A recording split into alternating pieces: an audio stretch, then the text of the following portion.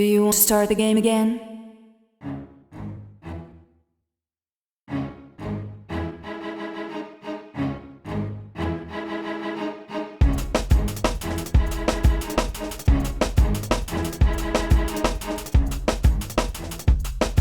Welcome back to Mystical Everyday Heroes, or Meh. at the mobile command center of the Nerd Garage. Mobile. We're going mobile. We are mobile.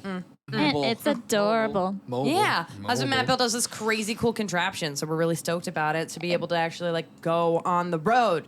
It looks like a shot board. It really does. It's kind of crazy. It looks like a spider, and it kind of freaks me out, but I like it a lot. I do feel like if it became animated and scuttled at me, I would panic. Oh, Misphi likes what I for mean? sure. Misphi likes for sure. She's not like, I want to lick it. It needs more fuzz, though. Yeah. No, Needs River Rocks. never more fuzz. All right. We are the Dungeons and Dragons podcast about people who are not mystical nor heroic, just no everyday girl. folks vomiting on enemies at a breakneck pace. God, yes, we are. Yeah. Joining us, along with their fun facts, we've got Jake Salisbury playing the Seer of Nothing, Eric Cockra, Bard, Meryl, Cheep. Seer of nothing. That was perfect. That was honestly husband Matt. Well, Meryl has a really gruff kind of 1950s detective voice tonight because I've been so blatantly and disturbingly sick for the past week. It was very disturbing. So now I sound like this. That's not true, but something is wrong with my voice, so I just want to acknowledge that up front. What are we calling these facts again? Nerd Math facts? I Your kinda everyday nerd facts. Yeah. My everyday facts. Mm-hmm. My everyday fact today is that, Meryl has like a crazy life. Meryl's always like, doesn't really have like the same schedule every day because he's always doing shows. He's traveling, he's performing, he's doing all the things. But he always has this one ritual that he does every single day, no matter what. And it's that he eats breakfast every single day because breakfast is the most important meal of the day. That is a bold Serving statement. it up Gary's way. Pop. Can we put that in here? I hope so. Please leave that in there. I love Gary. Anyway. Made my day. And for breakfast, what do you think he eats? Aside from Top Fruit Tarts, Loops. Fruit Loops. Oh my gosh. I want to say eggs, but that's probably not the answer. Oh my god. Oh, cannibalistic. I was Meryl. actually wondering, Matt, specifically if you would say eggs. And I want you to Cocoa know Puffs. how absolutely up it is that you said. Do you I know eat it's the not, but I wanted children to of share. others? Yeah, no, he eats one bowl of Fruit Loops because he looks just like that guy. The Toucan Sam. He just looks like that No, guy. he's so in he love bought with it. Toucan Sam, canonically. There's Toucan Sam in this universe, and he has had a crush on Toucan Sam his whole life. He's in love with Like that sense man. of small bird, like being a small, like right out of the egg. Writes it The down. DM is writing it down because I There said has to be a- canonically. That's power, people. And on that note, we also have Matt Rail. Oh, okay. As- I knew that was coming. I don't know why. We also have Matt Rail as the Rapunzel stunt double, Wood Elf Ranger Alfonso. All right. You know, that checks, I guess. So Alfonso's everyday fact is I want to describe his perfect day. Oh, Yep. okay. So basically, because, military background and such, getting up early, got to be an early riser. No time to waste. You got to have a breakfast brew, though. Probably eggs. You gotta have some eggs for breakfast. And That makes sense. Yeah. It does. It does, yeah. That's why he always Oh no, sings they're along. cooked. They gotta be cooked. He's not a savage beast. Come on. Oh, of course Like a not. rotisserie yeah. chicken for breakfast. Of course not. Nothing savage about that. Eating eggs? No, it's Eating fine. babies. And Super then a normal. breakfast brew. You gotta have a brewski in the morning. Brewski. Yeah. And then basically we spend a good part of the day at the range. Got to do some archery practice. He loves his bow, so he just got to spend some time doing that. Just sweet romance with his bow. I don't know if anybody will ever compete with the romance he No, has with his bow. no. And then once he's all ranged out, he then will spend a little bit of time at the library reading up on military history and strategy. Wow. And then I was not basically expecting that. have a hearty dinner, and then basically bonfire if you're still feeling it. If not, go to bed. Wow. Wow. You forgot about the 25 minutes it takes you to comb your hair in the morning and at night. Well, that's why he gets up so early. That was assumed. Right, okay. Yeah, that Just was had to make yeah. sure. The time 'Cause was the hair in care is there. It just wasn't important. mentioned. Yeah, I mean, The hair care is important. 1,000 strokes. I thought, no. Wow. Yeah, it is. We also have Stephie Patterson playing the holder of TJ's hair, half druid or half elf druid Misphi. That's right. Hold that hair, baby girl. That's right, baby. All right, Misphi actually had a love for a couple of years. But he Someone turned out other to than be TJ? a not so nice person. And this is why she was like protecting herself when she first met TJ. She was like trying not to get her feelings, you know. Shut up. Are you kidding Yeah. me? Yeah, and she didn't want to get close to him because she was abused. And she had to end things, so.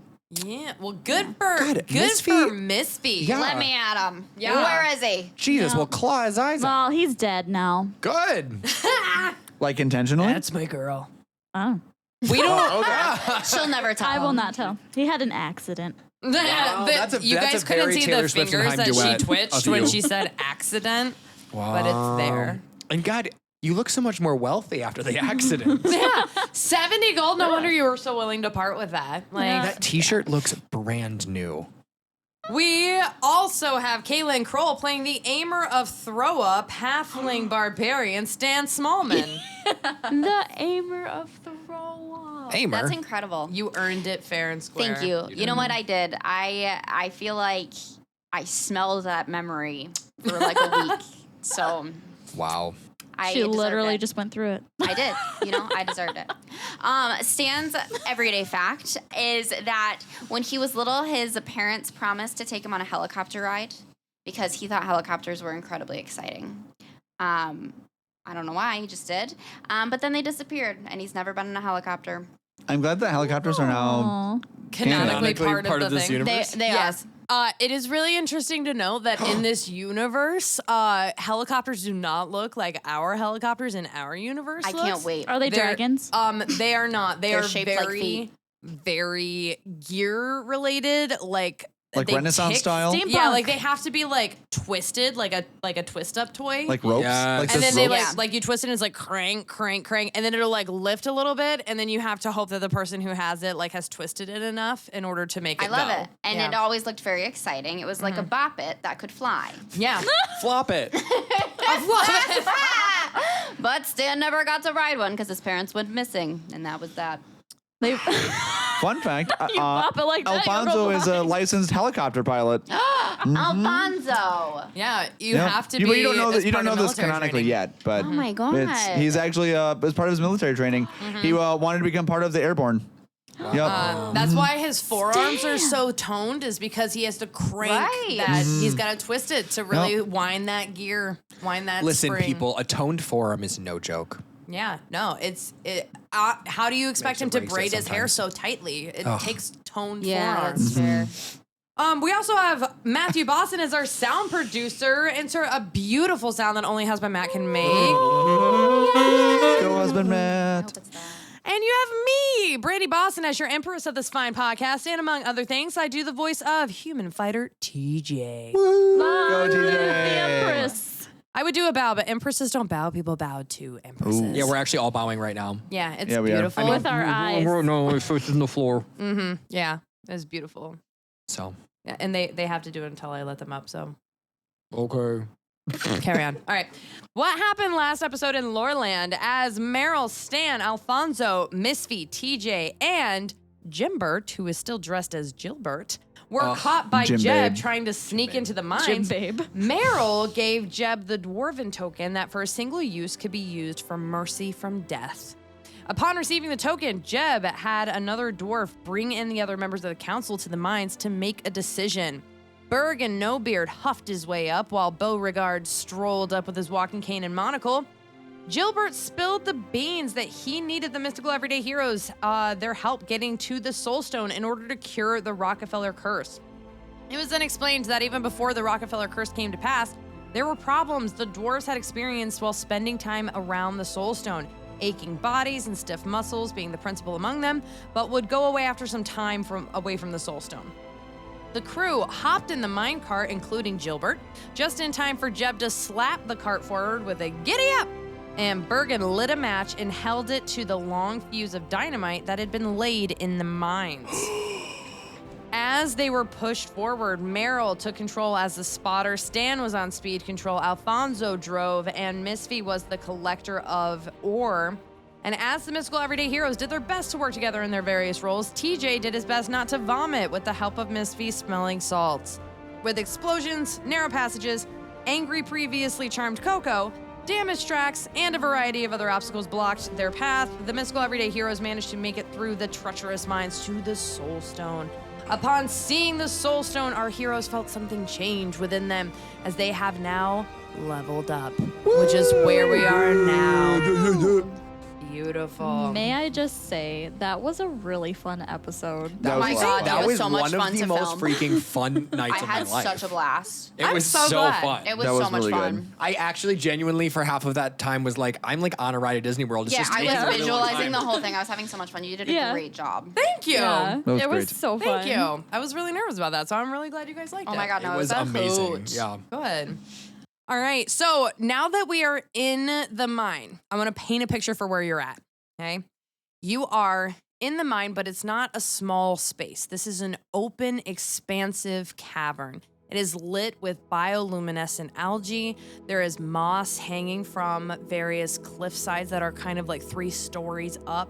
Little moths of different like yellows and greens kind of like glowing in the dark kind of flutter around this beautiful, huge stone. This stone is about the size of like a TV from the 90s to give you scale. Wow. Like it is big. What a comparison. Thank And you. I got it. Yeah. And so with Well, for this, sure, millennials. yeah, for sure. Like to give you guys context, it's the size of a microwave if it was also a toaster oven.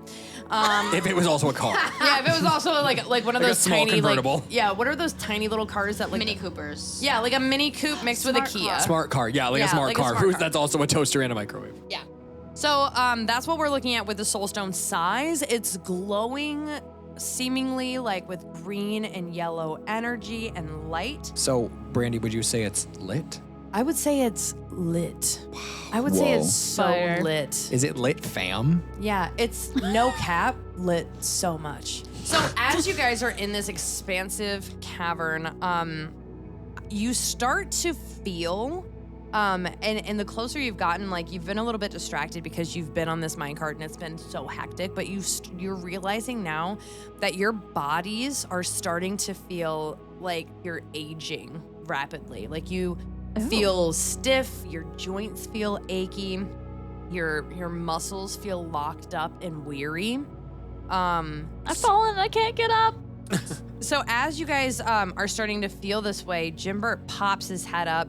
He's still wearing the Gilbert clothes. Queen. And Rest in he peace. jumps out of the minecart and holds his hand out. He says, you, half-elf, how much did you get? How much did you collect? I got 5 lead, 3 ore, and 4 more ore, so 12. 12. Okay, 12 lead ore. Ooh, that's, I don't know if that's gonna be enough. You, a bird. Birdman? Cheep. Meryl. I need that lead blanket. I need it stat.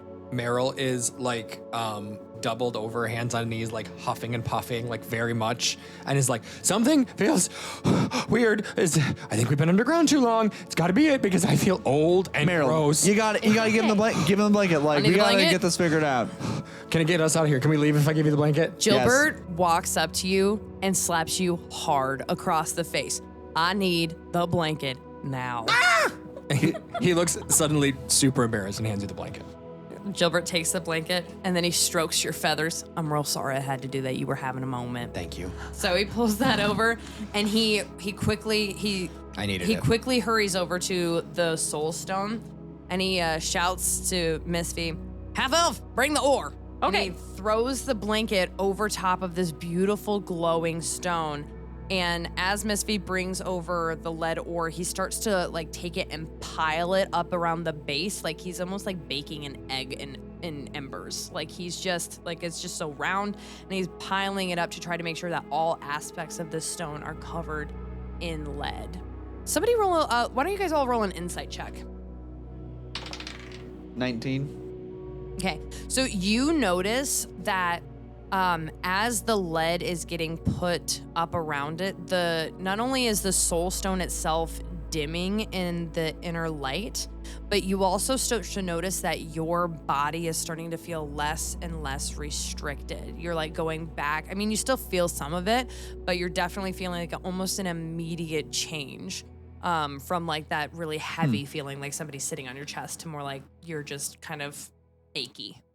I'm not sure what kind of stone that is, but that blanket seems to stop whatever you were all kind of feeling right now. And that's kind of weird. I don't know if I like this. It's freaking me out a little bit. This is a soul stone. Ain't she a beauty? Oh, man. Absolutely she's gorgeous. So pretty. I just want to live down here. Yeah, well. What? What? Jesus, that's It's insane. so beautiful. I mean, look at all the glowing moss and like, it's so beautiful. Yes, very, prefer to be in the very, very forest. shiny. And it's earthy. Why exactly, if the stone is so pretty, are we covering it up?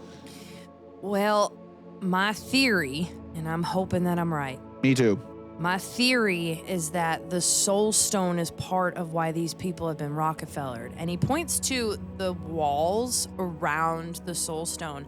And you see like the same kind of luminescent green and yellow look of that stone is in like veins along the wall, almost as if it's spreading outward from the soul stone. And Jimbert says, this here is called the Soul Stone. I named it the Soul Stone because this is the soul of this mountain. Now, this is... You ever heard of the 4 C's of diamonds? No. All right, well, a little education here. We got time, I suppose. Story time. So, normal 4 C's of diamonds are color, cut, clarity, and carat, right? Now, us dwarves have found a way, coined by me, and he kind of puffs himself a little bit. Puffs. We have found ourselves a 5th C. Now, this pertains to all kinds of rock inside a mountain, and that 5th C is character.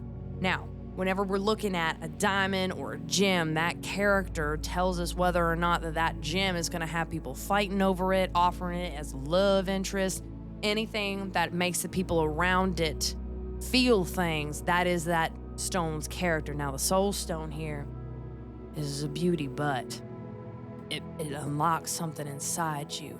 It's something that it helps you feel, and it pushes itself inside you, and it's beautiful, but is greedy. We want it so much, and it's hard for us to give it away.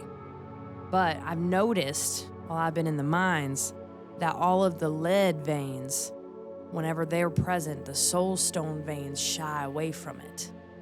And I had this theory that if I could move the lead on top of the soul stone, almost like a blanket, which I had no idea they even made blankets. I've been really out of touch being down here so long. But if I could cover it up with the lead, then it might be able to reverse some of the situations we got going on up above. So how does that relate to the Rockefeller curse? Well, I don't want to say too much because I don't know if it worked, but I've got hope that if I cover up this soul stone with the lead and I can block the radiation sort of stuff that's coming off of this soul stone, that maybe what's been infecting the people might be able to dim down enough that they can break free. But it's kind of hard to tell. It's a lot of guesswork, but I think it's worth a shot. Well, maybe the soul stone was angry because Coco was selling hot cocoa that was toxic. Toxic, right. I do remember you saying that. I think I was a little bit tipsy. Really? Just a wee bit. Well, It's okay. we'll have to see. If this works, then we can investigate that. We might have to look into that, but Well, until she we know did. for certain. Didn't she fall I don't off think the she's cart? dead. Not dead, just a little bit covered in puke. Yeah, but she fell off the cart too. Her soul might be You were crushed, going but she's pretty not dead. fast. We were going. I think guess I we'll- was I pretty. guess we'll find fucked out. up, man. So I suppose we ought to go up and see if this actually worked. But What you're saying is that every rock has a story, and it's just about speaking with the earth. that was beautiful, Mr. Meryl. Well, thank you. It's And then he just almost- walks away, like rubbing his chin really thoughtfully. And he just kind of looks at the rest of you. It's almost more like the mountain is a mother, and it has different kinds of children. And those children are all related, but some of them don't get along all the time. It's more like that. And sometimes when we're picking up those kiddos, we got to make sure that we're making sure we're not getting the argumentative kiddos. We got to get the kind that are agreeable. You know, they got their own personalities. So Kinda the like soul that. stone is actually bad. I wouldn't go labeling a stone good or bad. It's got its own personality. I think it's just more that Problematic. it's got a strong personality, but I think it's just as capable of being loving as it is to being hurtful, depending on who's in its life. But again, it's kind of hard to say. This is such a large stone, and we're really still trying to understand it. I don't think it's quite right to be going labeling it good or bad quite yet. I think we need to figure out All right, we can table it. whether or not this actually worked. I'm feeling better being next to it, so at least I feel like that's making a difference, but we might have to go topside to figure out for sure. I feel like it's corrupted. Corrupted? What do you mean? Like something made it angry or something Well, could we- tampered with it. Could we just ask it? What is its character? Oh. Well, I've talked a lot to it. I don't know if it's quite one of those. I don't know if I really believe that there's a sentience to it necessarily, but more that the people around it have a tendency to act certain ways. But I suppose I never really investigated too much of if there is sentient nature to the rocks. But I mean, by all means, feel free to go talking to it. It might respond to you. If it is a sentient thing, I suppose I never really looked at it from a scientific method. Well, you are great at talking, Meryl. Go ahead. Meryl, this is like the moment. Meryl has just realized, like, oh, the reason that I've had to drag my feathery ass 15 miles below the Earth's surface and have a full-on panic attack is so I can have the performance opportunity of a lifetime To talk to a rock. to talk to this rock. Like, that he's like, oh, this all makes sense now. Got it. And so he's like walking so ceremoniously and so slowly. Alfonzo is literally rolling his eyes. Wings like outstretched like an angel walking towards this rock. So should I roll persuasion or? Go ahead and just do a flat charisma roll. How charismatic is Meryl Cheep? 20. A dirty 20 or a nat 20? A Dirty 20. All right. What do you say? Or to I'm this sorry, rock? 19. He kneels down before the rock and he puts his hands on it. Wow. Did you ask for consent first?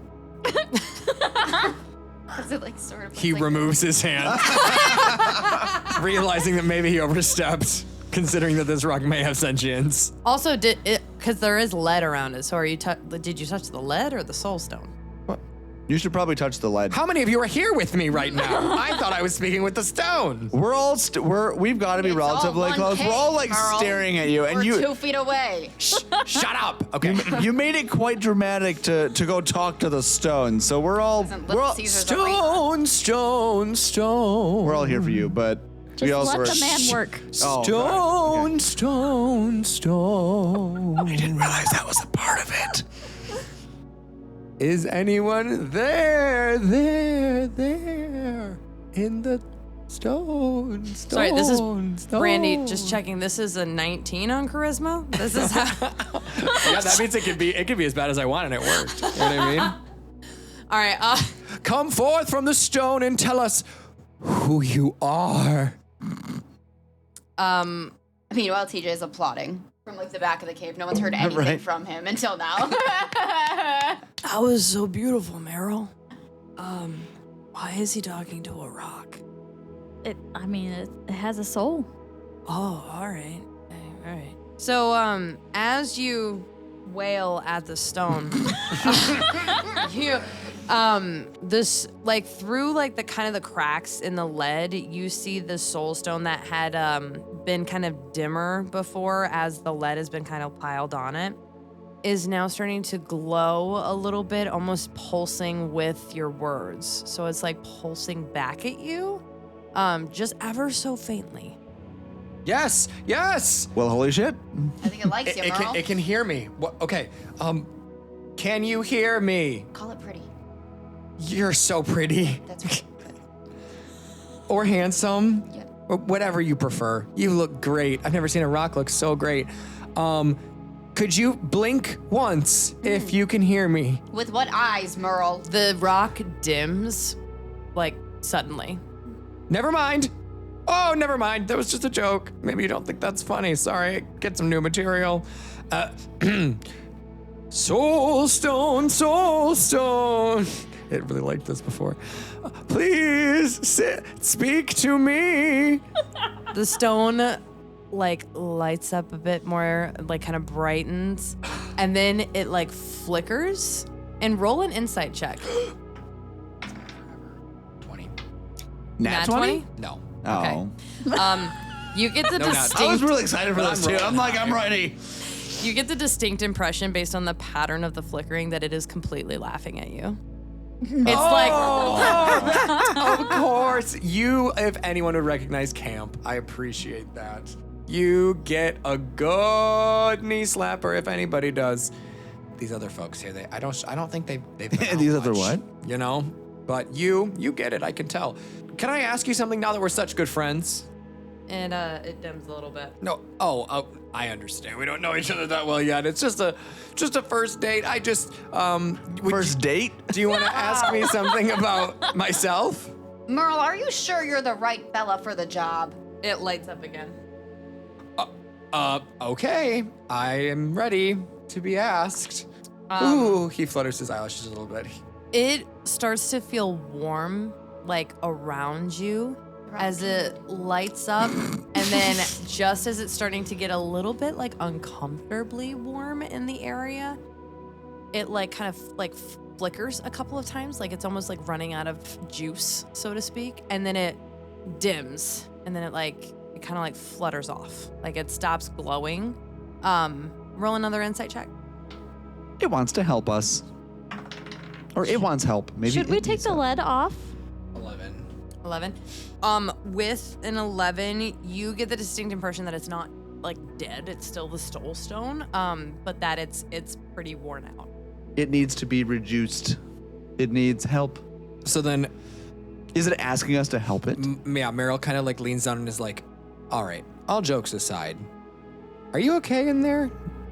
Because it doesn't look comfortable being trapped under all that lead, and my friends and I are just concerned if you needed help, we would be people that would help you. You see that the lights like just barely flickers back on, but then flickers out again.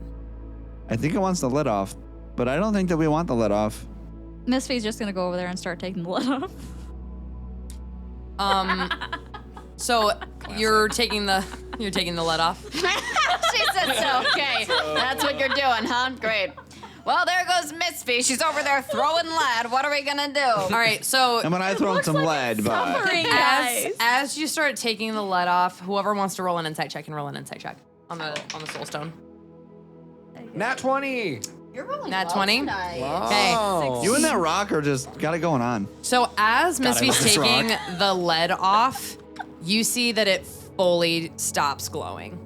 Misphi, stop. Misphi, stop. Okay. Don't yell at Misphi. Sorry. Say it a little kinder. Sorry, it just echoes a lot in this cave. It's okay. Misphi, stop, please. Thanks for whispering. Should we put it back on? Should we What do that? Meryl? Yeah, could we just put it back on where it was before, and like nothing changed, and then we'll see how we're Okay. doing. What if we- Misphi puts it back on nice and carefully. And with the nat 20, you see that as she puts it back on, it's like it gets a little bit like more energy. And you get the distinct impression with your nat 20 that something has been fueling this soul stone to work overtime and like sucking its energy for so long that having the lead on it essentially like stops the thievery of its energy. But it's just so tired from having been on for so long that it's just needing to take a break. So Meryl like stands up, and his back is to everyone, and he does the like Jedi look over one shoulder thing, and he's like, "This is serious. Someone has been stealing from the Soul Stone, and the Like- only thing protecting it is this lead. Someone is a thief." Jimbert is furiously writing down notes like on a pocket thing, and he's just like, "What evidence you have?" The stone spoke to me, and it said that it needed our help. Now, based on my data points, what can you just explain a little bit what you mean when you say it talked to you? Well, it was more of a feeling. Oh, He scratches stuff off rapidly of his notes, and he shakes his head listen, like, dang it. Hey, listen here. That stone spoke to me, and I don't need to explain it to you. Well, as the lead scientist for the Soul Stone, I sure would appreciate it if you happen to. Well, that's fair, but I have no idea what I'm talking about. Note that Jake is actually pointing at Brandy right now. So like, aggressively. passionately. You should know how passionately he is attached to the Soul Stone now. Yeah, I am. It is really his am. soulmate. Sorry, I'm like really in character. Meryl is feeling this rock. It's a nice boulder. Now, That is a nice boulder. Now, ma'am, I think it might be best, based on what Mr. Cheep here is saying, that we put the lead back on it. Should we go find more lead? Well, as long as it covers up the entirety of the stone, we can check its effectiveness, but honestly, until we know whether or not this had any kind of bearing on the Rockefeller curse, it might be more beneficial for us to check up top first. I think I might be Should able we to take the stone with us? Or we leave it here? I don't think we can should move leave it. here. Roll a perception check. 9. 9.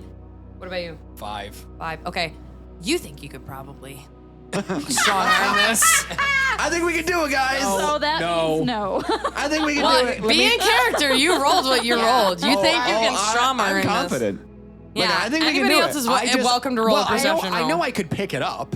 I just don't think we should. I don't But think like, we if I needed to should. pick it up all by myself and carry it all the way out of here, I totally could. Well, I mean, anyone's there's picking like it up. 6 of us. No, I could pick it up just by myself. I'm saying that, but obviously. there's 6 of us. We can pick it. Like, we got to help this thing out. But like, I could pick it up. But I Do we feel like remember shouldn't- that we're talking about a rock that is glowing in Morse code Listen, to talk to I Meryl? think I can explain this also to you. Morse code is now canon. You said which there was I love. 5 C's. That's right.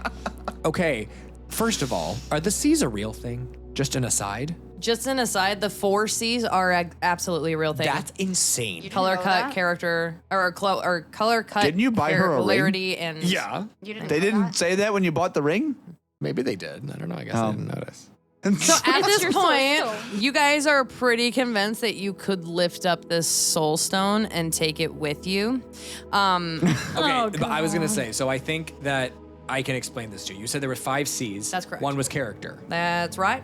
So what you were saying to me was that you could, like, the stones are connected to us. Like, we can be connected to the stones in a certain way. Well, it's more that the stones are connected to each other in the way that they choose to interact with people. I suppose you could say, yeah, we're connected in a way that's not quite so firm, but it's more like how we react to the stones. And the stone connected with me in a way that made me feel like something was taking its power from the Oh. outside. Well, And it's the not only way to normally how stop it it works, but I believe you. I see Was what to you cover mean. it All right. in lead. How did all the the way. How do the stones feel when we sell them for money? It I doesn't. didn't ask it about. Do you want me to go back and ask? No, her? I it's love fine, that it's fine. stone. I'm just- God, she's so pretty. I'm I gotta just go talk to her, processing man. all of this. That stones have feelings. I'll tell you this. I've never once before seen a sentient stone. Something about this is particular. What the character part of the 5 C's primarily means is when people, dwarves, humans, half-elves, elves, any race, whenever they come into contact with a stone, do they fight over it? That's a jealous stone. That's an envious stone. Do they share it for romance? That's a loving stone. That shows that Like it a has. diamond. Yeah, it's the way that people act around it that show the stone's character. Not that the stone itself has any kind of personality outside of that. It's just the way that the individuals respond to it. That's why you see wars over different veins of diamonds and rubies, is because those are not the kind that have the personality of love. Those are the personality of Greed. Yeah. Now, again, it's not something that normal people can see. Only dwarves can see the character before it's actually put out into the world. People just respond to it without knowing its identity. But it doesn't have a sentience to it the way that the Soul Stone seems to have with Mr. Cheep over here. I love that stone. Before Mr. Cheep has the chance to say anything else, may I inquire about something, please? Well, by all means. So, wouldn't it be pertinent to know if we have a bunch of people upstairs, so to speak, running around that are no longer Rockefellers? Well, that's the goal here. So if we, So should I probably guess get I'm just moving. wondering where the exit is, because I really don't think we're moving the stone. well... Okay, fine. speaking of, somebody roll perception. 17. So with the 17, you look back the way that you came, and you see that the rocks, the dynamite, whenever the dynamite exploded, the rocks fell in such a way that you can't get back out the way that you came in. And so we gotta Jimbert's like, figure well, this out. I suppose that just means we're going to have to take the elevator. There's an elevator? Well, yeah, see, the elevator, it comes right out to the surface. It's not too far from here, but problem is that it has a harder time going down than it does going up, but, Meryl screams like a 5-year-old girl and then passes out. Can we hear that? Thud. do you think that he had a bad reaction to the soul stone? We never had anybody communicate with it. Merle has bad reactions to most things. Oh, I see. Well, yeah, so if somebody wants to grab Mr. Meryl, sling him over your shoulder or whatever, the elevator's right over here. I'll grab Meryl. It's not accustomed to carrying much up other than dwarves. See, we usually one dwarf rides back with all of the stone that we picked and everybody else goes on the elevator. I'm not much fan of the elevator myself, but we really needed to collect the ore on our way down. And also, a lot of the dwarves seem to think that ride's fun, so I just thought y'all might enjoy it a little bit. It was fun. Oh, yeah. Time of our life, really. Thanks, Jimbert. Fun is not the F word I'd use. Fish sticks. That's the F word I'd use. Look, Yeah. he's awake. Look at that. Merle, All right. Welcome back. look alive. So there was an elevator the whole time. Well, yeah. Don't it's- answer that. All right. And then he So walks straight for the elevator, and then over his shoulder he says, "Why wouldn't you call it a fellevator?" well, by golly, I don't think anybody's ever tried to call it that. That's not too bad, good sir. Well, a fellervator. I take The fellervator. I take checks, and then he gets into the fellevator. That should be the name of this episode. yeah. The Fellervator. You should know, as you guys are entering into this fellervator, this is an elevator designed for mining dwarves. I was So gonna it's say, short. it's pretty tiny, but So you missed all that because you were Meryl sleeping. is like, what'd you say, like 7 feet tall? For sure. I want to say. I think 6, but Canonically, maybe yeah. So you are full bent in half, like beak to toes. Yeah. As you're in this elevator. The toes. I'm glad you have Already got toes. low. And you all can fit, but it's extremely tight. And Alfonso was definitely sitting in the corner cross-legged, like facing the center of the elevator. And like arms crossed and like not having a good time. TJ is 100% sitting on your lap. Yeah. Oh, absolutely. And that's where the not having a good time comes into play. Yeah. He's like, I hope you don't mind, but like since we're bros and there's limited seating. Oh no, I mind. But we just have to work with this. There's limited seating. For bros and Yeah, I figured that like also you seem like you need a hug, and this is as close as I could really get. Because we're bros. Listen, Alfonso, we've all had our turn with TJ on our lap. I know. I'll take one for the Not team, but me. let's get the show on the road, guys. We'll have to get Oh, that fixed. God. I once carried Stan like a baby, so I feel like we're all getting really close. Yeah, that Yeah. certainly brought us close, didn't it, TJ? We're Yeah. close. Hey. Elevator on. Like, where's the button? Well, it's I don't know, Jimbert, where's the button? And then you see Gilbert still in the dress. Don't look at my dress. And he like tucks his skirt dress thing like between his legs until it forms like a makeshift diaper almost. And he's like, well, you're gonna need to pull this like rope thing, and it's been a while since we used this because on account of there's so many people been Rockefeller. So let's just hope it hasn't rotted out. So who's the strong strapping lad? I'm not quite close enough to it. Who's next to it, guys? Well, I think it's gonna have to be me. You sure this rope's not gonna snap on us? Well, not particularly sure, but let's just hope for the best. you hear one tiny noise, which is just Meryl with his beak between his knees going, At least you have wings, Merle. You can fly out of here. The rest of us are screwed. We're in a box. I mean, Stan, go ahead and roll a strength check for me. Your goal is that you're gonna be hitting a 13. I got a 15. All right. So, as you pull the rope, like it starts to kind of go like a And it's like everybody kind of collectively holds their breath for a hot second, but you just keep going and going until finally like it rumbles to a stop and like it hits like the roof of whatever structure they have this makeshift fellervator in. And Jimbert kind of sticks his like bony little elbow and like hits the door a couple times and like wedges his fingers through to open it up. And then you all pile out of this fellevator to see bright, clear skies. You are on top of the mountain. I definitely give TJ like one good shove, and he tumbles out ahead of me, and I get out and like stand like nice and tall and like stretch out a little bit. Meryl is doing like loop-de-loops in the air, going.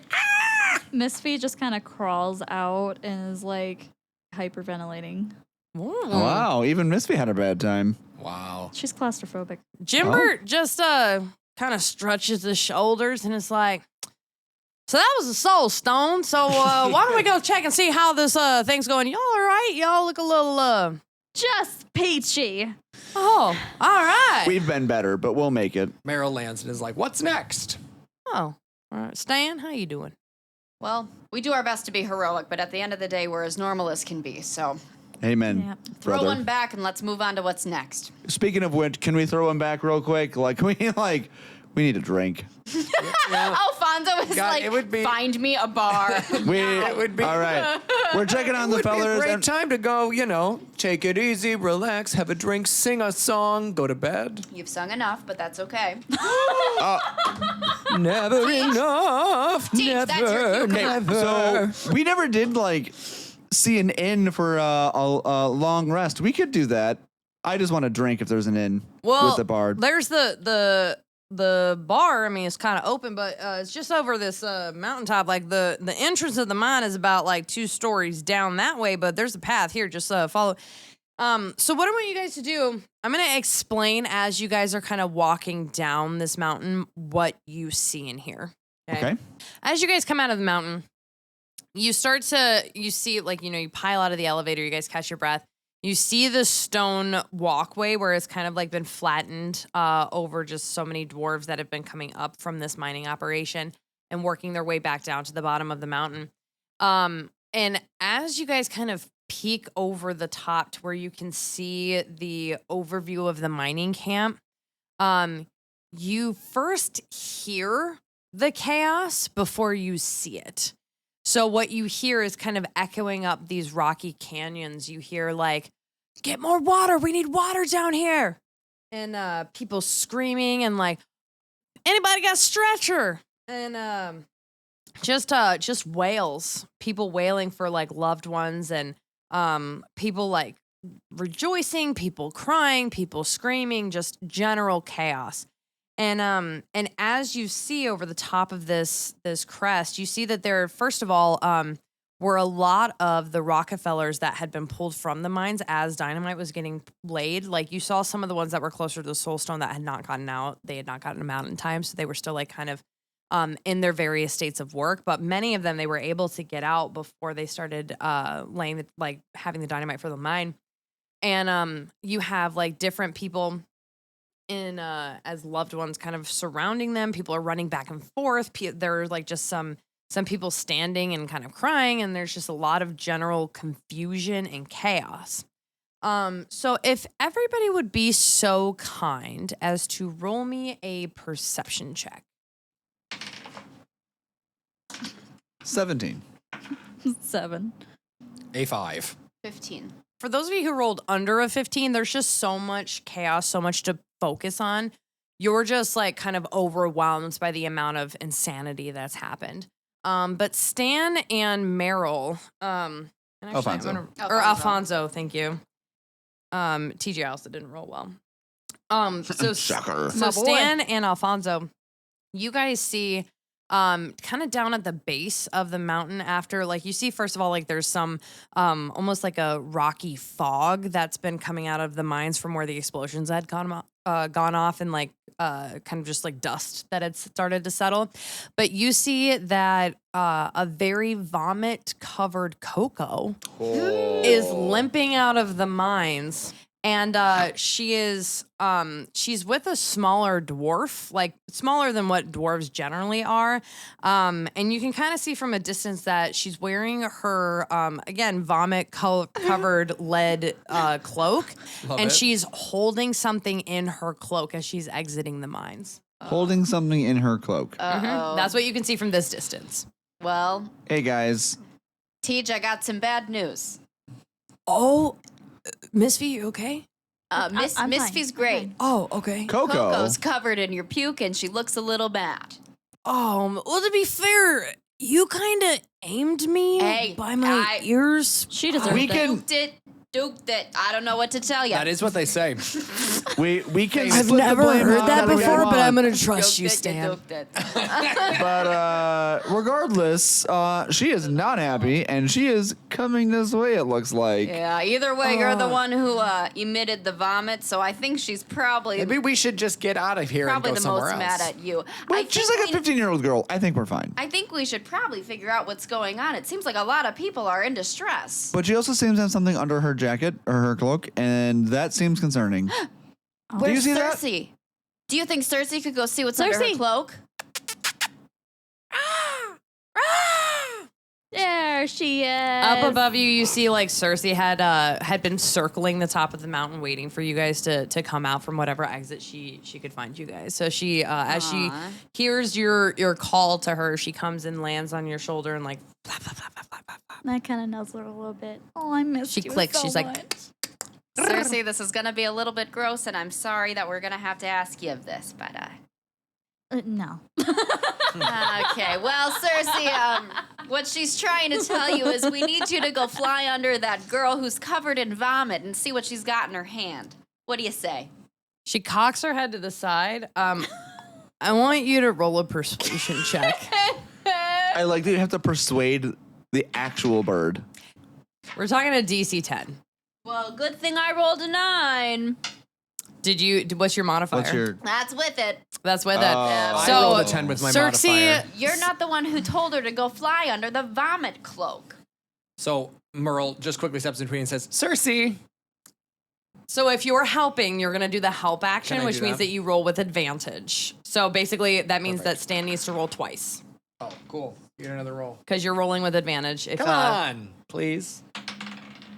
Well, this time I got a 4. How'd that work, Merle? That did not help. Maybe next time ask if a little guy needs help.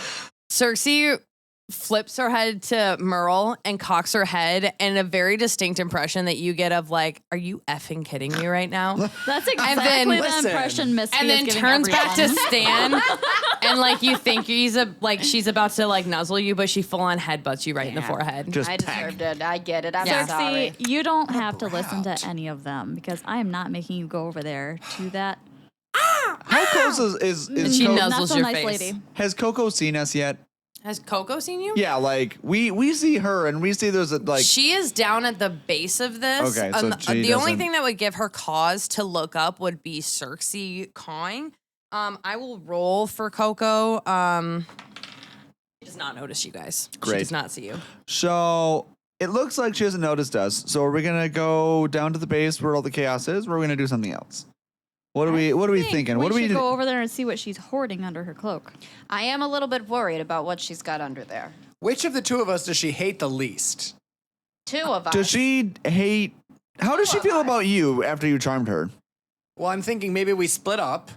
2 of us go see what's going on. 2 of us go see what's going on with Coco, and then maybe we meet up again and reconvene. You know what? I'm feeling like even if it goes south, I'll be fine. I'll go down. I'll go talk to Coco.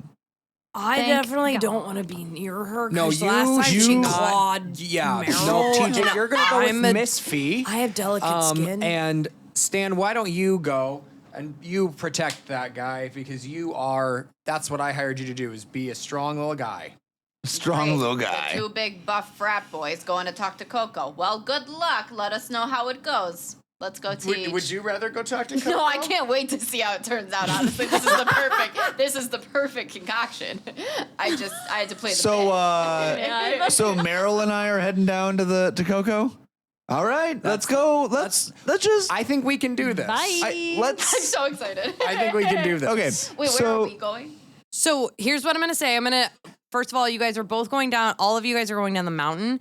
However, at like towards the about a third of the way up from the base is when the path tends to split. So you'll see kind of more of like very basic pathways that different dwarves have taken. So we're gonna start with Meryl. So Meryl and Alfonzo kind of go off to the right, and they kind of curve on top of the mine and go down that way, while Gilbert, yeah, Jill Babe. Oh my gosh. Misphi, Stan, and TJ go down the main fare into the chaos. And Circe. Riding on Misphi's shoulder. So we're going to start with the main group. So Stan, TJ, Misphi, as they head into the fray. So I'm going to tell you what you see, and then you can kind of go from there, okay?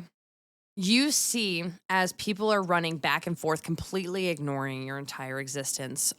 In front of you, to about to the right, you see like 3 different Rockefellers that were, at the time that you had gone into the mines, were head to toe completely stone, like a full statue. And at this point, something has happened where they are all in various states of where the stone upon them is cracking, and you can actually see their chest rising and falling beneath the cracks in the stone, as like more and more of the rocks tumbling away from their body as like they're breaching out of that stone facade. You see people who are like in various states of de-Rockefellering. So some of them like have their hands that are moving and they're trying to like claw themselves out of the Rockefeller curse, like out of the casing. Some people like they've moved their head and they've like cracked their neck as they're able to like fully breathe once again and like kind of pushing with their lungs out away from their chest and stomach. Rockefalling, if you will. Rockefalling, yeah.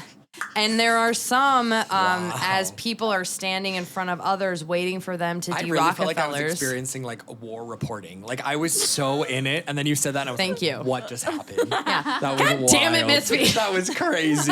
My bad. Sorry, not sorry. It's okay. I loved it. It was amazing.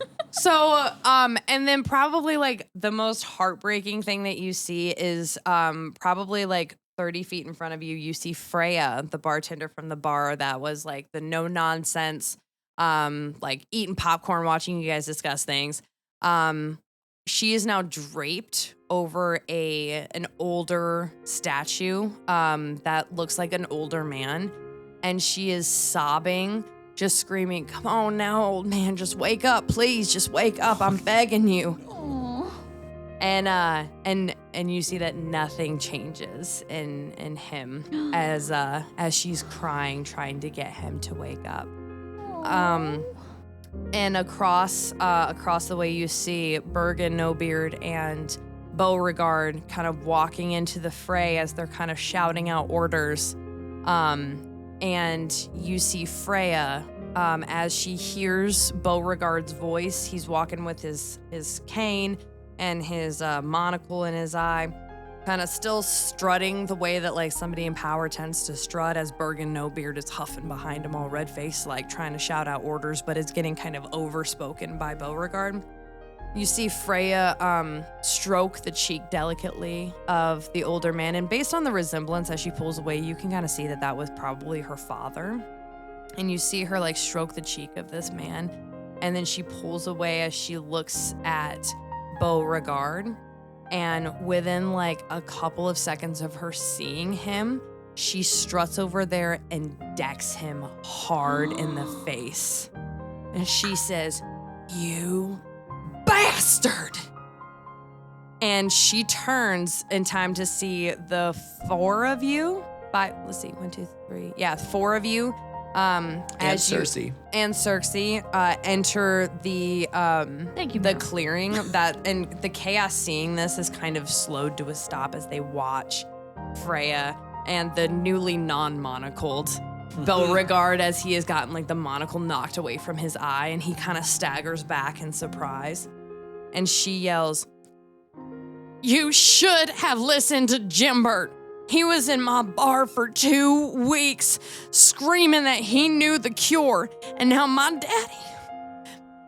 daddy is gone, and it is your fault.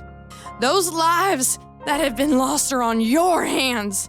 You stubborn old coot. And she just breaks down again, grabbing at his coat. And just bewildered, you see Beauregard just slowly wrap his arms around Freya as she sobs in his arms. And he doesn't even make a move to like put his monocle back into his eye. Why am I emotional? Right? Like, oh. That was so good, Brandy. Thank you. Wow. So I just like didn't want to move because I didn't want it to be over. That was like spectacular. So you see Gilbert in her dress walks up, and TJ behind him takes the remaining salt out of his nose and kind of blows it out of his nose a little bit and like sniffs a little bit like, oh man, that's unfortunate. And Gilbert walks over to Freya and puts a hand on the back of her cloak and says, all right, now Freya, nobody loves me like you do, but there ain't no reason to be causing no violence. I'm sorry about your old man. And she just Gilbert. And you see that like Beauregard kind of gently shuffles her over into Gilbert's arms, and they just like collapse into each other as he's soothing her, who has like fought so valiantly in his honor. I'll wait forever. I'll wait forever for this. So as you see this happening, I want you guys who are there to roll an insight into the leaders of the council. 17. 17. So with the 17, and Stan, what'd you get? 15. Okay. So with that, you see that like although Beauregard is like, he's trying to really maintain that sense of like he's in charge and he knows what he's doing. You see that he looks completely lost. Like he has no idea. Like he truly thought he was doing the right thing. Meanwhile, Bergen Nobeard seems to have that kind of defiance of somebody who was completely in the wrong, but is at this point just doubling down in that and like digging in his heels. And he's like, well, you know we ain't gonna trust no outsiders, Freya. That just ain't our way. And I know Gilbert's one of us, but...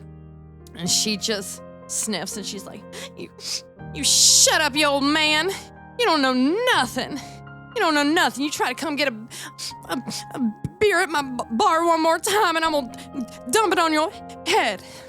And he's like, well, no, that don't seem so nice, but I'm gonna leave you now. Emotional women. All right. Because that's what he gets out of this. Yeah. Women so emotional. Getting a drink. Yeah. And Misphi's gonna walk over and punch him in the face. Stan's clapping. Roll Misphi it. punches him and Stan's I'm clapping. clapping. We wish we were there. Roll an attack. We should not have. 3. Oh no. Stan's still gonna clap. So I'm just Feminism. gonna like, on my way huffing it over there, I'm just gonna trip on a rock and land on my face and just like dust it off and be like, well. Leave it to Misphi. Bergen just turns and he's like, women are clumsy too. Gosh. Oh, you Full stop, Bergen is such a dick. And And his little beady eyes. I feel like Cersei should fully attack him. Yeah, for real. yeah, roll an attack for Cersei if you want to, if you think that that's in her nature. 7. She just screams at him really I'm just loud. gonna say that, like, all right, so that's an attack. So Misphi or Cersei doesn't attack, but roll an intimidation check. Oh my god, I love. 9. Okay, so she swoops down and you see that Bergen like flinches and he's like, get that bird out of here. And everybody in the camp collectively gasps and it was like, how dare he disrespect a bird? And you just see everybody in the camp physically turns their body, no matter what they're doing, they physically turn their body so their backs are all facing Bergen Nobeard. And you get the Exiled. distinct feeling like this is a very significant moment, not just in politics, but in the dwarven culture, that their entire backs are facing him at all times. And he's just like, what? I didn't mean that. That's not what I meant. Come on now. Look, come on. Stan walks up to him and says, well, I guess women aren't the only clumsy ones. Ah! Turns around. Oh. Stan, I knew Man. I loved you. That was really good, dude. Wow. That was good. Right off the dome. Beautiful. Stan is killing it. Beautiful over dome. here. Ally status. Gold star. So Gold star as ally. all of this is happening in the clearing, we're going to cut over to Meryl and Alfonso. Let's hope this works out just as well. Because I don't have high hopes. Just as well as what? Listen, I have a really high persuasion score. That's why we're doing this. High hopes. High hopes. Can that be a theme song? We have to sing that sometime. We're like all about to die in a battle, and that's what we sing. See, I was man. going to I think love high hopes is at Panic at the Disco. Yeah. Oh, yeah. That's what I was thinking of. Meryl can do like a rock cover of that on his mandolin. Let's For real, do it. if Jimbert did one of the drunks from Panic at the Disco, that is a perfect That's song. hilarious. I'm sorry. All Okay. right. So we're just strolling down. So as you guys are strolling down, like you see, like you guys have a much more steep incline or decline, I guess, going down this mountain. So the rocks are kind of tumbling. And I'm going to roll a perception for Coco, and she still doesn't see you guys. So she's like very entranced into what her and this other dwarf are doing. So as you guys get down, how do you want to approach her? Stealthy. Yeah. Can we converse and make a plan before as we? She rolled yeah. a 3 on perception, Okay. so you guys can Okay. completely Okay. talk As about We're her we're walking dressing. down, we're chatting. Yeah, we're like yes, semi-quietly. So just in case she doesn't stealthily, see. I Yes. might say. Oh, stealthy. Yeah. Okay. So I have a +6 for So I have a +6 for stealth. So if you don't mind, I'm gonna try to. Here, this is what I think. Alfonso, you lead the way with your beautiful hair and your Yes, amazing stealth. Yes. And I'm really good at talking. So you want to? You're really good at being stealthy. So let's focus on our strengths. Okay. I'm gonna try to get close, and I'm gonna see if I can see what she's got under her cloak, and then I'll distract her. If it goes south. Okay. Don't just do it. Don't So just do at it. First, when I'll I'm have close. a really genuine. Saying now. I'll have a really genuine and heartfelt connection with her, and then No. Don't engage At all. unless zero.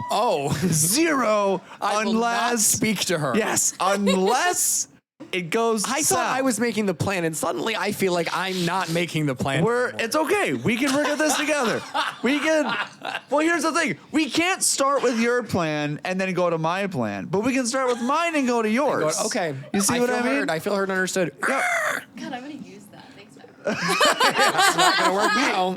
we can't start yours because let me try stealthy. But if I get noticed or if I whatever, you just be like, hey, or whatever it is that you're gonna do that's gonna Yes. hopefully work. Side note, marital advice from Alfonzo Windbreaker. Yes. Yeah. Yeah. So okay, I'm gonna roll for stealth. And then I'm gonna I'll watch sneak from up. over here. Yep. That would be So good. she You're has my backup. Coco has +4 to deception, so with that 3, she rolled a 7. So that's what you have to beat. Oh, I can probably do that. As long as I don't roll a nat 1. Oh, goodness. And I rolled a 9. So that is a 15. The way he paused, I literally was like, "Holy shit!" You're like, so 15. 15. So I guess what is she currently like around? So she is she's still in kind of the mouth of the mines where she is she's holding that again, vomit covered cloak that she's wearing that is infused with lead, as you know. And she's holding it kind of bunched up in her arms, almost like she's carrying a sack of something beneath it. But she's using the cloak as a sack. And she's shouldering it like it's heavy. She still has on her back the one barrel of cocoa that she had, as well as some of her wares, because remember her stand was her attached to her back as a backpack. And next to her in like a semi-relieved state of Rockefeller is a younger dwarf, probably. It's Chad. Roll like a perception check to see if you can kind of figure out what you can figure out about this guy. 11. I rolled a 2, so I have a 6. So you can tell that it's male. You can tell that it's under the age of 40, but with all of the dust around, it's really difficult to see much more details about him. Other than that, he's like probably about like a quarter of the way through getting de-Rockefellered. Can I remember if Chad was a dwarf or not? Chad was a dwarf. I Chad thought was he was the miner's the lead miner's son. Yeah. Yes. I'm gonna go with that's Chad in my mind because I'm by myself, so I'm not talking to anybody. But I'm pretty sure that's Chad. How can I roll for like investigation, like getting up really close, but not so close that I like bother her? So what I'll say is because you are being stealthy, Mm-hmm. if you want to do investigation to look around for clues and make some deductions based on that, go ahead and get a little bit closer and roll an investigation check. 7 plus 1, so 8. Okay, are you looking for anything specific? I want to know like what she's bunching up under her cloak. Can I tell if it's something that's like blocky, stiff? Like, is it? I want to know. Like, I want to get a better idea. Like, is she carrying rocks? Can I aid him by like, because I'm just like hiding in the background. Can I aid him by like making a sound so she like turns really fast and her cloak kind of like moves so we can see? Yeah, sure. If you're doing that, want to know what's there. Then that's giving the help action. So then Alfonso, roll with advantage. I go. I did worse. Can you also do the worm? 4. So I do the worm. So 5. I did the worm. She just Okay, so with advantage, you still got an 8. just for me. So Oh, we'll okay. say that like She's warm up for the with with Meryl making the noise and with her turning quickly, like she kind of like looks up a little bit. Her cloak doesn't really move, but you can tell that whatever it is that she's holding is centrally located to her core. It doesn't go all the way down to her feet, and that it is bulky. Okay. Can I like hand signal to Meryl? Be like almost like a come here kind of thing. Can you do it? See if Meryl roll an insight. See if you can see what he's actually trying to tell you here. Oh boy. Make sure your eyes are open. My eyes are open. I got a 15. All right. So communicate whatever you want to communicate. Okay, like come here, but do it quietly. Thank you for the clear directions. And then he drops. Oh my God, do you say that? Yes. Thank you for the clear directions to be quiet. Not that loud, but like to myself from there. Thanks, everybody. Normal tone of voice. I go, thank you for the clear directions, and I fall straight on my face, and then I army crawl really seriously Great. to where he is. Great. And How then close? And then I'm like, Alpha, what's your niner? What's Sergeant? your niner? Shut up, I'm an actor. I don't actually know these things. That's fair. I just work here. Yeah, I played a medic once, you know, in this really dramatic play. How Well, close are we France. to Coco? So at this point, if you guys are walking down, I'm gonna say that she is still kind of like coughing. She's like, dang it, hurry up. Oh God, all this rock stuff. And you two are like, I picture you guys like kind of peeking comically, like head stacked on top of each other, Scooby-Doo Yes. style. Yeah, like behind a peeking bush. around the side of the cave or around the opening okay. of the mine. Because you guys came from above around the top of the mine and are now like at the base level, but you're off to the side. So I'm gonna say that you're probably a solid 50 feet away. You can get a little bit closer if you want, but by the time like you get within 40 feet or so, She's gonna see us. she might have a different I have perception an idea check. too, but share your idea. So I have an idea, but only if it will work, because I don't know what the object is the problem. We want the object. Right, That's and I'm kind of the whole I'm- problem. Shut up. I'm We want the suspicious. I'm suspicious about what it is, because so I have a spell called Mage Hand. Oh, I have detect magic. Should we use that? I also have Detect Magic. Oh. So you could use that and I could use this. See, I was actually thinking I would shoot an arrow, not at them, but like. We could just kill her. Misphi likes that. Should idea. we do that? No, but I'm just saying we could. I mean, I would. It's not off the table. I don't think we should really necessarily do that.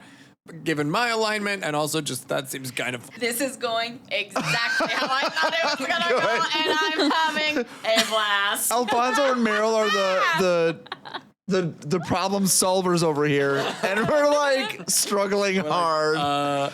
So okay, here's my idea. I'll throw an arrow, and you, while she's distracted by, whoa, what was that? You swoop down, bump her, grab the thing, and fly away. Wow. Okay, that's way more violent than my approach. So, but we can definitely do that. Should we do the spell first? Well, my thought is, if we. Where's the popcorn? Yeah, right. If we do the spell first and it tips her off, we'll still have enough time to do the other plan. You could probably still swoop down and I'll just run. Yeah. I'm an elf. I move quickly. Let's just go. Let's just go for your crazy plan. That sounds fun. Okay. I'm gonna shoot an arrow in the there's no chance of hitting her. But maybe towards the cave. So what's the goal there? To distract her. Okay. I want her to be like, whoa, what was that? Yeah. Roll a dexterity. Yeah, because that measures agility. Yeah. To see if you go where you're aiming. 13. 13. Okay. So you hit where you're aiming. I'm gonna have her roll perception with advantage because your goal is to get her to perceive, and you rolled pretty well. And she got a 10. So she kind of in the general direction of where you shot. She kind of flicks her head for a hot second. And I was like, what? Meryl, go! And then kind of keeps blustering away all of the dust. And then keeps walking. Okay, so at the exact moment that he shoots the arrow, I also dive from behind the bush like a velociraptor. You need to also make those noises. Yes. But wait. No, you don't because we don't sneakish. Tiny noise. That was the cutest thing you guys have ever done. That's adorable. Okay. And he flies like a bullet straight past Coco's ear. She's like, oh my God. And as he does that, he takes his human hands, because he has those. I like that you remind us that every time that you do something with your hands. Stan You're tends to forget that Meryl has But some of human us just hands. can't seem to remember that I have hands. There's just no way he has thumbs. I will tell you right now, there's no way he's got them. He seems like a thummy guy. Thummy guy! Hey, you're my Thanks. thummy They call me Thumb Guy. Somebody. God, I finally am somebody. DM Brandy knows what your next title is now. Thank you. For that. A thummy guy. Oh, God. The one with thumbs. Okay, so right by her ear, and takes both of his hands and just bear hug whatever's in her arms and just shoot through the hole in her arm and just take the whole thing, cloak and all. I want you to roll a sleight of hand check, please. Okay. Ooh. Are you good at thieving?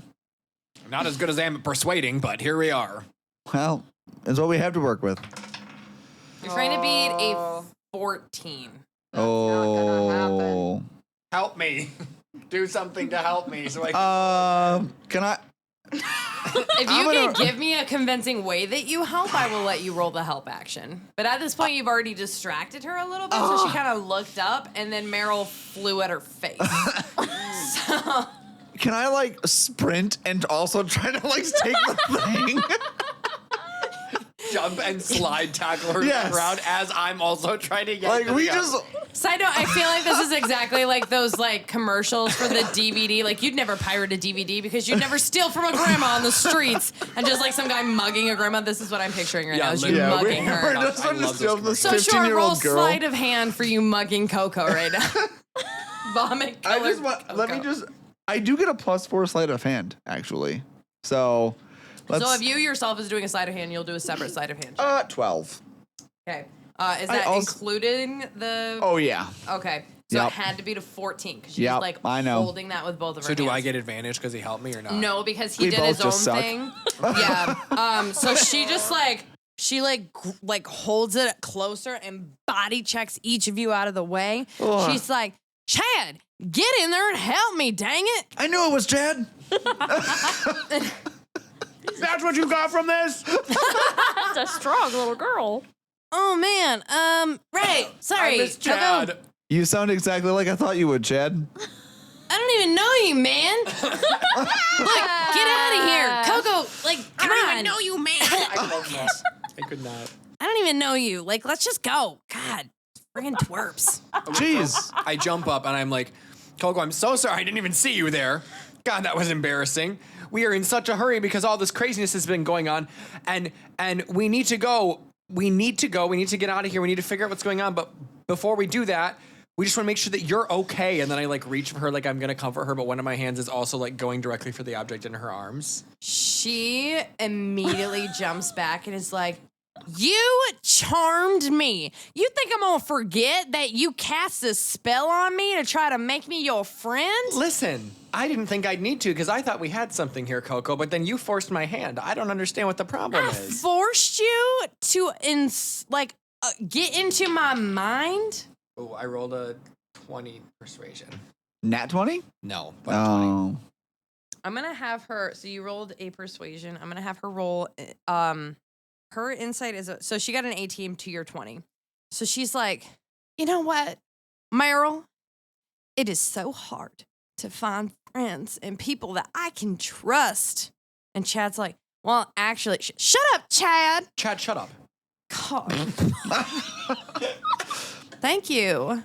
Like, I understand wanting to be friends, but Meryl, you didn't have to charm me to do it.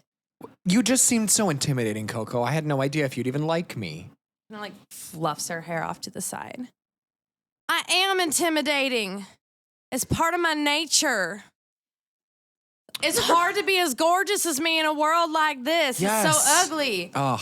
But Meryl, I wanted you to see through that. You didn't have to use magic on me. It's just little old me, as beautiful as I am. God.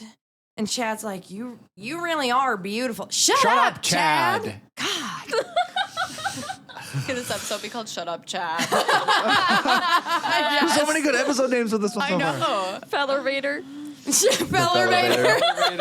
Feller Vader and Shut Up, Chad. Hit the ground and touch your toes. That's the theme song of the Feller Vader, which makes so much sense given all the other things we've discussed. And you know what, Meryl? After all that I did for you, you're still not using your lead blanket. Do you not know where we are? Does what I've given mean nothing to you? I lost it in the hurry. Can I share yours? No, it's. Chad, can I share yours? He's like, I don't have lead. She didn't give me. You gave him lead. Oh, wait. Shut up, Chad. It's Please not let me share your about blanket. I'm you. scared. Look, everything's crazy. I'm scared. Please. Look, just. All right, let's just cut to the chase. What you have? Like, what are you carrying? Who even are you? It doesn't Alfonzo, matter. I had it covered here. Shut up. Wait a minute. Didn't I give you cocoa earlier? Yeah, it was great. What do you have in your? What are you carrying? Rolling roll persuasion. 20. Dirty 20. All right. She's like, you know what?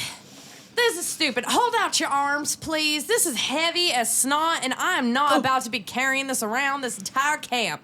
Now hold out your arms. I'm gonna look at Meryl and give you like a should I? And he's nodding it. Yes. Okay, my hands go out. Nods. She like grabs the bottom of her cloak, and you guys like She's gonna give birth scoop- into your hands. And she like lifts it. Catch it. As you guys are catching, roll dexterity to see how much of this like you guys gather. How much of it? 16. 19.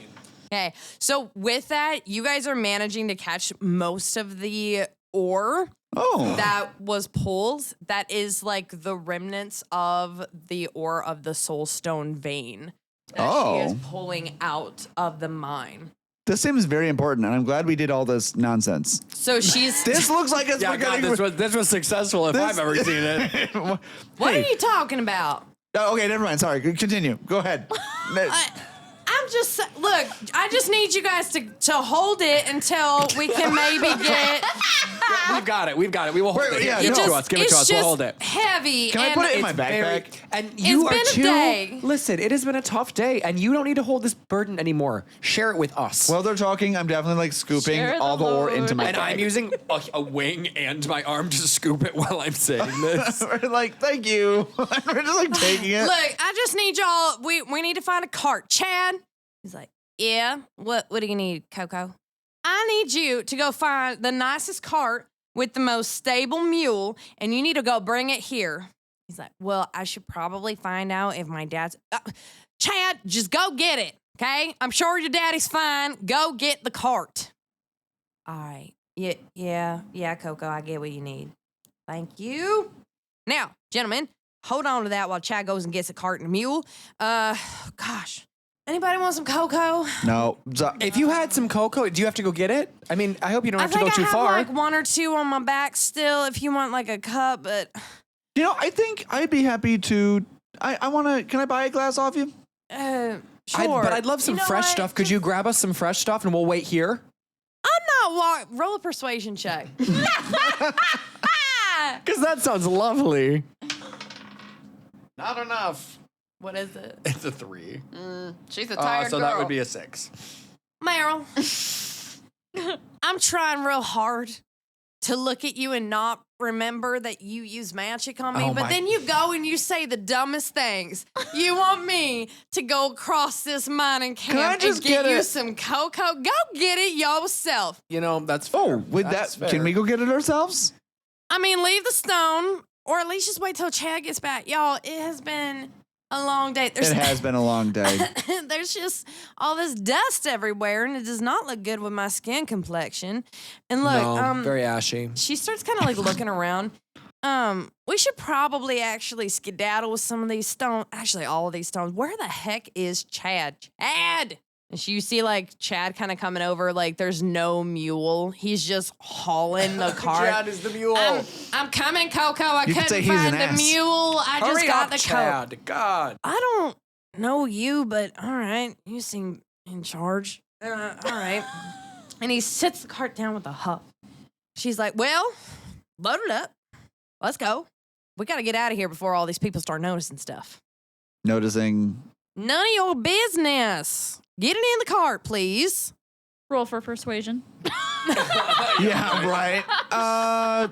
We're keeping the stuff I put in our bag, right? You put some of the ore in your bag? Are you trying to steal these lovely dwarves' ore? Isn't You that get- what you're trying to you do, get- Coco? That- I don't think we're talking about me right now. I think we are.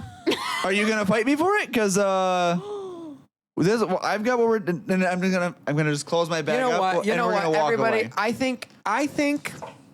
I think we can all walk away from today with one really fabulous lesson. Which is what? You should never send Alfonso and I on a mission to do anything simple because we won't be able to do it. But Coco, thank you for the rocks. And then Meryl takes off straight up in the air and flies away. Do you at least grab Alfonso by the ponytail? Can you like? Yes, I pick you up with one of my feet, with my claws as I go. I want you to roll a strength check won't. with a DC 15 to see if you can lift him and all the rocks. of the rocks. Now's your time to shine. Are you Show strong us enough? those bird muscles. Bird. Use your arms. High hopes. 20! I got it! Yes! That was the best moment of my career. So I want you to like explain exactly how we look as you grab as you grab me by Note the. that this is a strength check and not a performance check. Know that anything I do becomes a performance check when you let me talk about it. So he literally just like flaps his wings once and like lifts up, and as he goes, he like points one toe, and with that toe he snags Alfonso by like the backpack and picks up, and then he just like flies straight up, and he's like, "Bye." So does like giving the bird, like the middle finger, does that exist Bird. in? And we both give her Does the that bird. does this exist in Loreland? Canonically, it didn't until this moment. We- and you guys and it's giving her called that the symbol. bird. She's I do- calling it the bird. She's like, oh my God, why'd that bird flip me? That bird flipped me. I definitely am Flip the giving bird? both hands, like giving the bird with both of my middle fingers as we like lift off. As she sees this, she turns to Chad and she's like, you should have come sooner. And then she flips him the bird. And she's like, that's what I think about this moment. How dare you, Chad? And she like sticks her hand up in the air, shaking her fist and like trying to figure out the finger situation again. And she's like, curse you, Meryl Cheep. And he soars away over the mountain to find his friends. Can we have a conversation in the air while this is going on? Yeah. You have to shout it over the wind. Okay. Meryl, I'm so proud of us right now. We actually did it. What? Go us. I think while you're flying away, you're leaving like the trails that the fighter jets do. Yes. And it looks like a really weird like heartbeat. You know, sure. like just like a jolt up and then a No, jolt it says down. it Yeah, says jolt up. sip this cocoa. Lovely. Wow, we didn't think we could do I know. I'm so proud With of a you guys. crisp high five. What a crisp So high five. where are you guys planning on landing? I figured We we didn't would get like that far. fly over the people and look for them. Okay. So while you guys are flying back, let's flip back over to TJ, Misphi, Stan, Gilbert, and the rest of the people there. So as we left off them, Jimbert was holding Freya in his arms as she cried. Misphi is on the ground, having tried and failed to attack Bergen. Circe freaked him out for a hot second. And now we see TJ is standing there looking at the two kind of bewildered council members. And he sighs and he shakes his head and he's like, you know, I don't really think that, like, these guys know what they're doing. Well, Tej, if it's coming from you, they certainly must not know what they're doing. I think that was a compliment. It was. Awesome. Thanks, Stan. Yeah, and so he stands a little bit taller and he looks at the two council members. I don't think you know what you're doing. Tej. Oh, okay. Stan and I You tell him, Teach. know what I'm talking about. Stan says so. Stan told me so. This is Misphi a big approves. moment in adult life where you realize you know more than the politicians, and it's because somebody told you so. You got some good ideas, man. You got some great ideas. You should really do something with that. So what I want for Stan, Misphi, and I'll roll for TJ as well. I want you guys to roll insight specifically on Beauregard. 10. Find out if he really does know what he's doing. TJ rolled. He rolled an 18. Is this the episode where TJ saves the day? I wouldn't go that far. No! We're gonna find But out. TJ, as he's saying this, like to the council members, like, you don't know what you're doing. The council members look at him and he looks at Beauregard and he's like, you seem actually really sad. Are you okay? Was it because I said that you didn't know what you were doing? I kind of stand by that, but I also don't want you to feel bad. So, like, are you okay? Stan like tugs on his pants. He's like, Tej. Just give it a minute. You'll have to excuse my friend Stan. We really have a thing with pants in our friend group. We like to our grab each friend other's group. pants, but it's not like a weird thing. It's just like a supportive thing. Like, do you have somebody in your life that supports you? Do you Right. want me to hold your pants? Hello, gentlemen. This is my friend TJ. I apologize for the pants situation. We really don't want you to hold our pants. What's going on? Kind of off in the distance, you see the council tent. I want you to roll investigation. Well, that's going to be a 5. And Beauregard just shrugs and he says, he kind of sticks his monocle back in his very swollen eye now that Freya gave him a good punch in. A good punch-in. Yeah. Well, I thank you for going in there with are we Gilbert now? Jim, babe. Jim babe. With this person, our lead scientist, I thank you, but I think after all of this, it's it might be time for y'all to go. I'm sorry, this ain't the most hospitable time for us to be in Fellerstone. So maybe y'all should just take your leave. Misphi's gonna go up and give him a hug. Roll I'm not even gonna have you roll, Roll for initiative? that. Roll initiative. Roll religion for the spiritual moment. his head off. Whoa. He fully starts to cry as you hold him. Oh. And Bergen off to the side is like, get it together. Jimbo wouldn't want to see you like this. And as he says Jimbo's name, you see that he starts to cry a little bit more intensely. And as Freya looks up and notices, she just shakes her head very angrily and is like, well, looks like I'm not the only one who's had to suffer at your hands. And she walks away. And she walks back to the bar, kind of in that general direction, as people are still kind of calling for water and for stretchers and everything else in the chaos around you. Beauregard kind of lifts his head up and he wipes his tears, kind of lifts his monocle up and adjusts for a hot second. And he's like, look, I'm sorry. Gilbert, Jim Babe, wherever the hell you are now, I'm sorry. I should have listened to you a long time ago. I thought it was too great of a risk. But now Jimbo ain't waking up. And it's my fault. And Beauregard says, no, it ain't your fault. If anybody's fault, it's Jimbo's. He probably did something dumb to get in that position.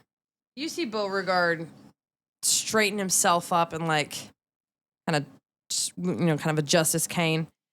And is like, Bergen, I think you ought to know that it was an ancient curse that stopped your family from being able to grow a beard. And it was my grandpappy who cursed that curse. And I hope you know I ain't never reversing that curse. You're gonna be a naked chin your rest of your life. And you're gonna deserve every second of it. I hope you and your naked chin sweat to high heaven under that mop you call a hair beard. Woo! Naked Chin. The sequel to Naked Fist. Arguably the most anticipated film of 2025. Yeah. And as this is happening, you see from the skies. Yes! On the wings of an angel, it seems. We see first this outline of Alfonzo Windbreaker with hair billowing, his backpack sloughed up past his shoulders as his arms are kind of draped in like a scarecrow formation. But much more sexy. A sexy scarecrow. Like, picture everything that Brandy is saying, but so hot. You know He's what I a mean? hot, In a hot way. sexy In a hot way. scarecrow. I just know that's what Matt would want. As he's dangling, he's got one leg with his knee kind of folded. Yeah, see? And his other She gets toe it. pointed. Yes. As Meryl's like, So elegant. ah! And Alfonso at the same time is kind of mouthing the caca, caca, as though he is also part one, he is one with We the are one, bird yeah. life. We're having a moment together, and we are both really enjoying it. And he's holding his chin out. And meanwhile, Meryl is with his talon holding Alfonso aloft, also with his human arms folded demurely across his chest. As his chin is tucked and his wings are out, billowing behind them like the wings of an archangel. And they float slowly to the ground. I want both of you to roll a performance check to see how well you land this. Oh, this is not going to be Superhero landing. 20. good. Nat 20? No, Oh. 20 nonetheless. I've been rolling a lot of 17s tonight. 15. Straight 15. That is very impressive.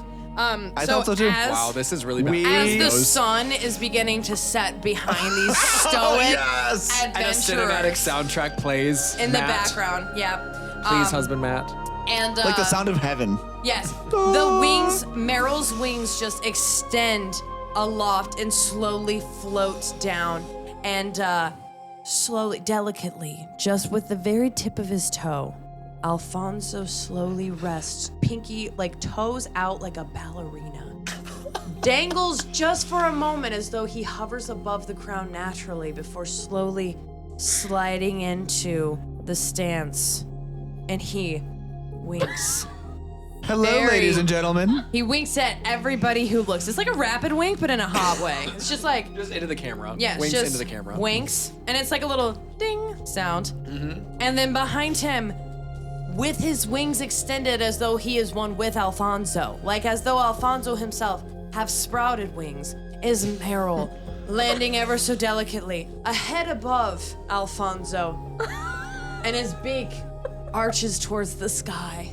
And he lets out a heroic... Beautiful. In the arms of an angel. And Sarah McLachlan plays as a one-eyed cat, walks into the screen. And that is where we will end our episode tonight. Wow, I feel like this was like our most successful one. Yeah. This was a good one. Like teamwork and like... In terms of like...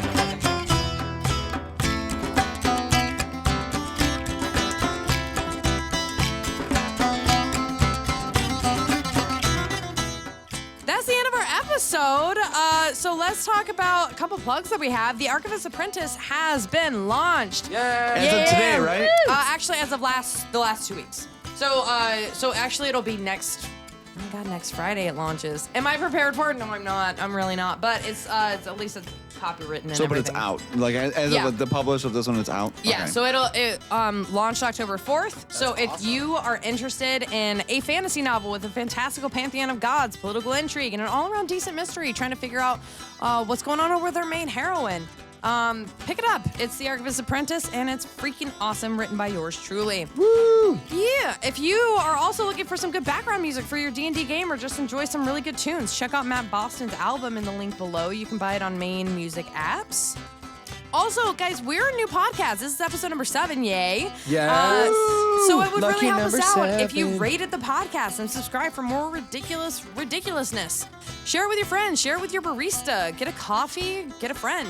And get a podcast. And get a podcast. Read a book. Drink a cortado and Touch some grass. Yeah, Touch exactly. Touch grass, read book, listen, podcast, do please. I'm Groot.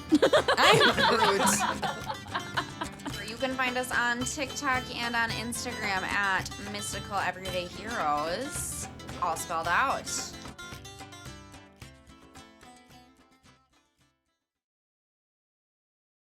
I don't think we ever actually talked about what does TJ look like. I think we all should pick a celebrity lookalike. I've already done so. Would you like me to start? Timothy Chalamet. Wait, that's so funny because the one that I had picked out was like definitely Cody from The Sweet Life of Zach and Cody. Not Zach, even though they're identical definitely twins. Dylan Sprouse. Dylan Sprouse. Not Cody. Really? Wait, hang on. No, Cole Sprouse. Cole Sprouse, not Dylan Sprouse. Yes. Specifically Cole Really? Sprouse, but at age like 15 when he was like pubescent. Okay. That's how I picture TJ. Pubescent, bowl cut Cole Sprouse. Wow. See, I Googling think Cole he Sprouse physically bowl looks cut. like Timothy Chalamet, but not like personality-wise. Like if Timothy Chalamet like didn't have anything going on behind his eyes, that's TJ. I think yes, I understand. That's where I'm at. What do you think? TJ, He is your beloved. this guy. The man on the front of the spell card book for druids. Hold on. Let's see what that guy actually looks like. Is it Timothy So Chalamet? little. He is very small. He does look a little Timothy Chalamet-esque. He's small. Small guy. I But guess I think Timothy TJ's a Chalamet little just cuter feels so though. graceful, and I don't feel like He's TJ got has kind a of lot like grace. longer black hair. You know, he's got a round, Ooh. cute face. I don't know. Okay. Steffi's in love with the man on the front of the spell book. She's like, he's a hottie. He is We 2 feet tall. all have our moments. That's right. So when I imagine TJ, because he's like a human fighter, I imagine a very tall, like Langley, like a very uncoordinated like Giraffe. human, basically, right? I imagine like dark blonde hair with armor that doesn't fit. like very much like he might have like a big nose, maybe some big ears, but You're like describing Linguini from Ratatouille. He is Linguini. Okay. He is Linguini from Ratatouille. And like, you just but- described Linguini wearing But, a sword instead of a whisk. Yes, if he was a soldier. but 100% like Yes, that is. I definitely. I that's who I picture, but like exceptionally like tall and uncoordinated. For sure. Like everything he does is like awkward or like Yeah. out of place. Like stroking the pants. Like I still imagine Yeah. like. Two of his very thin fingers just. Yeah, like and super awkward about it. Like Yeah, everything. absolutely. Like love that. that. That's what I imagine TJ looks like. That is You just incredible. ruined TJ for me. Divorce. So cute. Yeah, I love Linguini. What's even better is like we all are viewing like he is what he looks like, but that's how we like are seeing him. You know what I mean? In your mind's Yeah. eye. For me, as the person who created TJ, I never actually focused on Yeah, his. this must be incredibly insulting to hear us all talk about. It's him. really not. No, it's honestly like okay, Probably so add like some perception to it. Like well, truly like when I created TJ, I created his personality first. I knew that he was going to be younger, like because he's 23. And I really pictured somebody who had no idea like what they were gonna do in life. So I kind of just pictured more of the personality of like the high school dropout who was like not like really smart, but he was like community college. Like he would go to community college and he'd figure it out as he went, but like kind of got roped into stuff that he was just kind of like go with the flow. He had no drive, right? And I feel like I crafted that kind of persona around it. And then when Misphi rolled that nat 20, he like found his direction, and that direction was Misphi. Yeah. That's And so because of that, it was like, it was more like he's just like, I pictured his mannerisms more than I pictured his face. So like his hand going through his hair like, a baby. Like, Misphi. God, and I can see it all both equally on Timothy Chalamet and Linguini. Yeah, because that's the thing is like he is so like that kind of He's every man's insecure- man. Yes, he's like every man as he's figuring out how to be like they see the suave guy, they're not the suave guy, they want to figure out how to be the suave guy. And it's like that he's more like, to me, he's like the physical representation of that like in between stage of life. So like I don't actually picture his face more than I picture like his mannerisms. Yeah. And the fact that he loves Misphi. And to me that is the cutest, Literally the most first time innocent that you love did ever. TJ, I was like, people are gonna love TJ more than they Yeah. love anyone else in this podcast. Hands down. I was like honestly not expecting TJ to be as big of a character as he was.